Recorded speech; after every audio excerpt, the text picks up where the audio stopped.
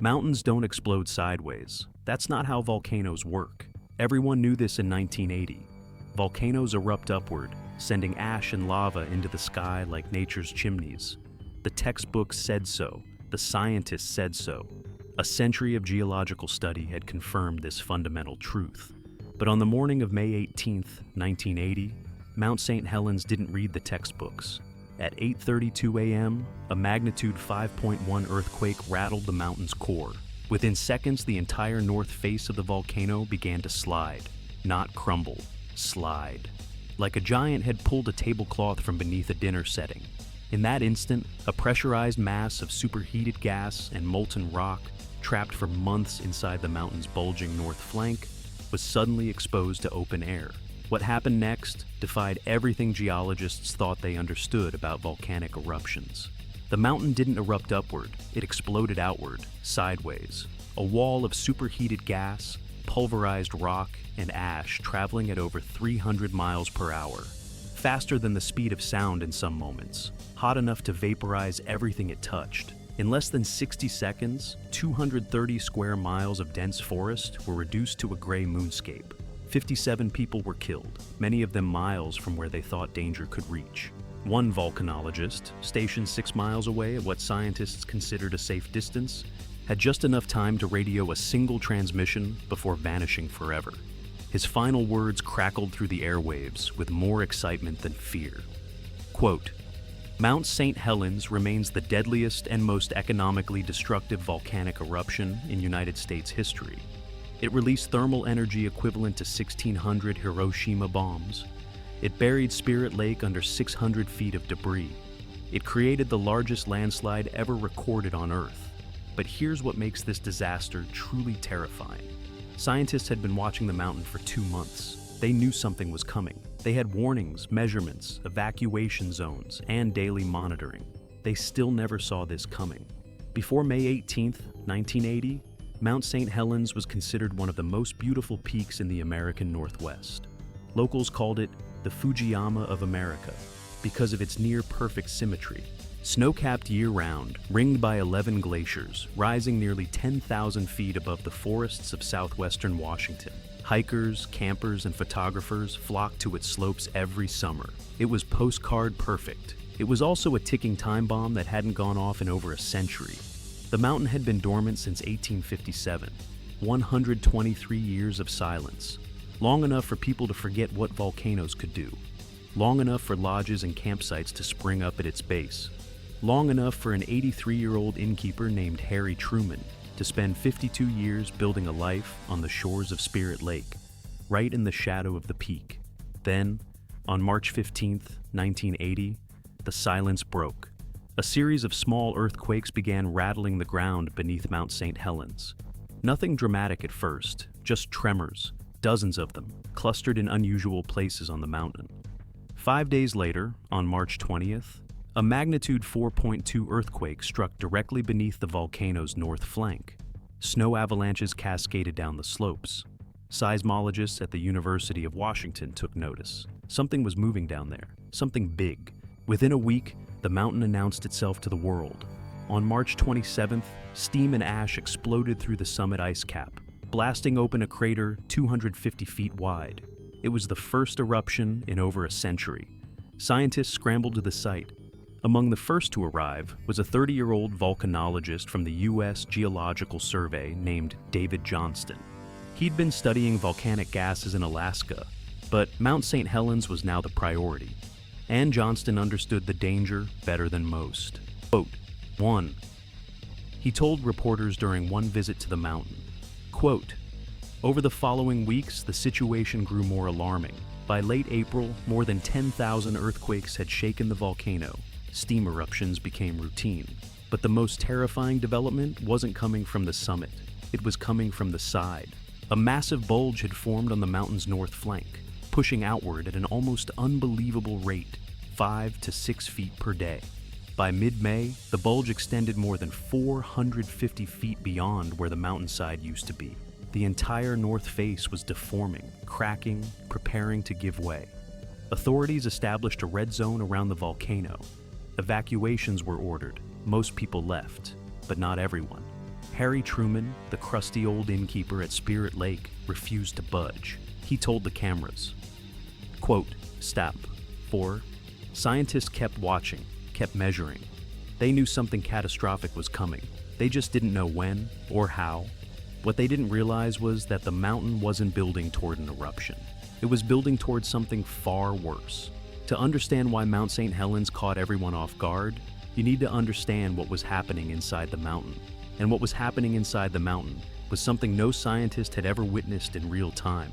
When magma began rising beneath the volcano in March 1980, it didn't push straight up toward the summit like a typical eruption. Instead, it veered sideways, forcing its way into the north flank of the mountain. This created what geologists call a cryptodome, a hidden dome of molten rock, superheated gases, and pressurized steam building up inside the volcano structure rather than above it. The bulge that everyone could see on the surface was just the external symptom. Beneath it, a cauldron of unimaginable pressure was straining against the weakening rock. Think of it like a shaken bottle of champagne. The cork is still in place, but the pressure inside is building with every passing second. The bottle isn't going to pop upward when it finally gives. It's going to explode outward in whatever direction the weakness allows. That weakness was the north face of Mount St. Helens. And by mid-May, the bulge had grown so massive that geologists issued a stark warning. On April 30th, they announced that a landslide was now the greatest immediate danger. If that unstable north flank collapsed, it could trigger an eruption unlike anything in the historical record. The mountain wasn't preparing to blow its top, it was preparing to blow its side. But here's the cruel irony. On the morning of May 18th, there were no warning signs. None. The bulge was still growing at its usual rate. Sulfur dioxide emissions were normal. Ground temperatures showed nothing unusual. David Johnston, who had taken the overnight shift at the Coldwater 2 observation post, 6 miles north of the summit, reported no changes during his 6 a.m. readings. His colleague Harry Glicken had left the day before for a meeting in California. Johnston agreed to cover for him, not knowing it would be the last decision he ever made. The skies that morning were clear, blue and calm. A perfect late spring day in the Cascades. Campers were setting up along the rivers. Photographers were positioning themselves for shots of the mountain. Harry Truman was likely awake at his lodge on Spirit Lake, maybe pouring coffee, maybe feeding his 16 cats. No one felt the earthquake coming. At 8:32 and 11 seconds, a magnitude 5.1 earthquake struck directly beneath the north slope. It wasn't particularly unusual. The mountain had experienced similar quakes before, but this one was different. This one hit at exactly the wrong moment, when the bulge had reached critical instability. Within 7 to 20 seconds, the entire north face of Mount St. Helens began to move. Not crumble, not fracture, move. The largest landslide in recorded human history was now in motion, and the cork had just popped off the bottle. The first thing to fail was the summit. The earthquake shook loose the oversteepened bulge, and within seconds, the entire north face of Mount St. Helens began sliding downward in 3 massive blocks. 2.5 cubic kilometers of rock, ice, and debris. 1 million Olympic swimming pools worth of mountain, collapsing at speeds between 110 and 155 miles per hour. It was the largest landslide ever recorded in human history. 6 miles to the north, David Johnston saw it happen. He grabbed his radio and transmitted the only warning he would ever give. The line went dead seconds later. His observation post was directly in the path of what came next. The landslide didn't just destroy the north face, it uncorked the cryptodome. The instant that massive plug of rock slid away, the superheated gases and magma trapped inside the mountain were suddenly exposed to open air. The pressure differential was catastrophic, like puncturing a boiler tank, like ripping the cap off a volcano-sized pressure cooker. The mountain didn't erupt upward, it exploded sideways. The lateral blast tore through the sliding debris and accelerated to over 300 miles per hour. In some moments, it approached the speed of sound. Temperatures inside the blast cloud reached 680 degrees Fahrenheit. Trees over 100 feet tall were snapped like matchsticks or vaporized entirely. Within 60 seconds, 230 square miles of dense forest were flattened into a gray, lifeless wasteland.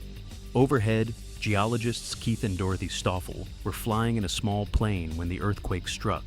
They watched the north face ripple, then collapse, then vanish beneath an expanding wall of ash and fire.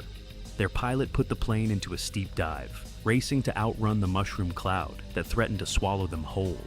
Dorothy kept photographing through the rear window as they fled. They survived by seconds. 4 miles from the summit, photographer Robert Landsberg had no chance of escape. He saw the blast coming and made a choice. He kept shooting until the last possible moment, then rewound his film, placed his camera in his backpack, and lay face down on top of it. His body would shield the photographs. 17 days later, rescuers found him buried in ash. The film survived. At Spirit Lake, Harry Truman never saw it coming. The blast and debris avalanche buried his lodge under 150 feet of volcanic material. The lake itself was displaced by 600-foot waves that stripped the surrounding hillsides bare before crashing back down. Truman, his 16 cats, and 52 years of memories were gone in an instant. Within 15 minutes of the initial blast, an ash column had risen over 15 miles into the atmosphere. The eruption would continue for 9 hours, and across the Pacific Northwest. People who had never heard of Mount St. Helens were about to learn its name. When the ash finally began to settle, the scale of destruction defied comprehension. President Jimmy Carter flew over the blast zone 2 days later and struggled to find words. He told reporters, 57 people were confirmed dead. Most died from asphyxiation, their lungs seared by superheated ash. Others were buried beneath the debris avalanche or caught in the lahars that followed. Volcanic mud flows traveling at 90 miles per hour had surged down the Toutle River Valley, destroying bridges, sweeping away homes, and carrying enough sediment to clog the Columbia River nearly 50 miles downstream. Ships ran aground in the suddenly shallow channel. Dredging operations would continue for years. The human toll could have been far worse. Evacuations ordered in the weeks before the eruption had cleared most residents from the danger zone, but not everyone listened. And not everyone who listened was far enough away. One couple died while watching the eruption from what they thought was a safe distance, 25 miles from the summit. The lateral blast had traveled farther than anyone predicted. Rescue teams worked around the clock in the days that followed. Between 125 and 150 survivors were pulled from the blast zone, many of them disoriented, ash-covered, and barely able to breathe. Some had outrun the pyroclastic flow by driving at over 100 miles per hour. Others had sheltered in vehicles or buildings and simply gotten lucky. The environmental devastation was staggering. 4 billion board feet of timber had been destroyed, enough to build 300,000 homes. 10 million trees lay flattened in uniform rows, knocked down by the shockwave like dominoes. Nearly 7,000 elk, deer, and bear perished in the blast zone. 12 million salmon fingerlings died when their hatcheries were buried or overheated. Spirit Lake, once a pristine mountain retreat, was now choked with debris and floating logs that remain there to this day. The economic damage exceeded $1 billion. In today's currency, that figure approaches $3.5 billion. 200 homes were destroyed. 47 bridges collapsed. 185 miles of highway and 15 miles of railway were rendered impassable. Ash blanketed 11 states. In Spokane, 250 miles away, noon turned to midnight as the sky went black. David Johnston's body was never recovered. His observation post at Coldwater, too, was obliterated so completely that searchers found only scattered remnants of his trailer 13 years later. The ridge where he died now bears his name. The Johnston Ridge Observatory stands as both memorial and warning, offering visitors an unobstructed view into the crater his sacrifice helped scientists understand. Mount St. Helens had revealed something terrifying. Volcanoes don't always announce themselves. They don't always erupt the way textbooks describe. And even when we watch them closely, they can still surprise us. The mountain taught that lesson in blood. In the weeks following the eruption, rescue teams combed through the gray wasteland that had once been lush forest. They found Robert Landsberg's body 17 days later, still lying face down over his backpack. Inside were rolls of film, warped by heat but intact. His final photographs, published in National Geographic the following year, showed the approaching wall of death in haunting detail. The scratches, bubbles, and warpings on the film became part of the record, the thumbprint of Holocaust, as one writer called it. David Johnston's body was never recovered. Somewhere beneath hundreds of feet of volcanic debris, The 30-year-old scientist remains part of the mountain he dedicated his final months to studying. The ridge where he made his last transmission now bears his name. The Johnston Ridge Observatory stands as a monument to his sacrifice, offering visitors an unobstructed view of the crater his death helped create. Harry Truman got exactly what he asked for. The mountain took him, just as he always said it would. He lies buried with his 16 cats beneath Spirit Lake, which itself sits 200 feet higher than it did before the eruption. Floating logs from the blast still drift on its surface today, a ghostly reminder of what was lost. Mount St. Helens taught the world that volcanoes don't follow rules. They don't erupt on schedule. They don't always point toward the sky, and they don't care how carefully we watch them. The lateral blast of May 18, 1980, was a phenomenon scientists had never witnessed. It rewrote textbooks. It transformed volcanic hazard assessment. It proved that even when we think we understand nature, nature has the final word. The mountain still steams today. A new lava dome grows inside the crater. The Cascade Range holds a dozen more sleeping giants, and deep beneath their snow-capped peaks, magma continues to churn. The question isn't whether another mountain will explode. The question is, which one, and whether we'll see it coming. If this story shook you, the next one will haunt you. Subscribe now, because the most chilling disaster we've covered is dropping soon, and you won't want